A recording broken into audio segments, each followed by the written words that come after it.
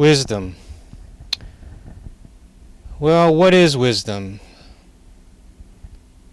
Maybe it's the sublimation of experience and knowledge. The combination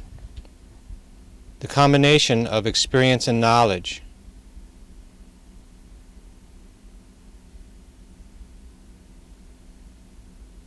Is there such a thing as wisdom?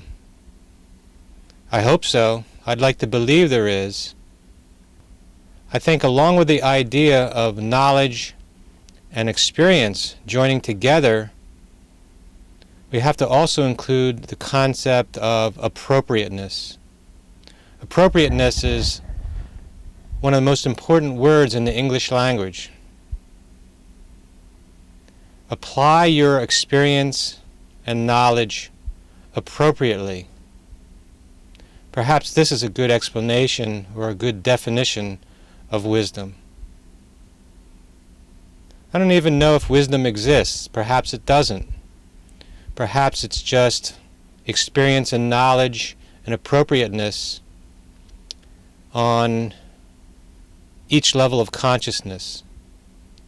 You know, the great philosopher and consciousness expert Ken Wilber postulates that there are basically 9 levels of consciousness, from survival to superstition to mythological to the highest level of what he calls realized consciousness, or the highest level of consciousness that we can contain or obtain.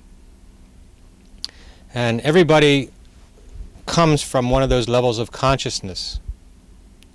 The difficulty in people's getting along lies not in one being right or the other being wrong, but in trying to communicate from one level of consciousness to the other.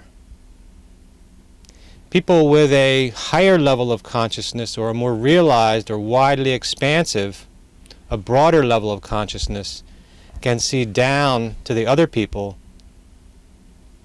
or see across to the other people, but the people in a more narrow range of consciousness can't see the wider range consciousness. That's part of the difficulty. But do we experience wisdom from a level of consciousness? That's a good question. And is there a wisdom which transcends all levels of consciousness? That's an even more interesting question.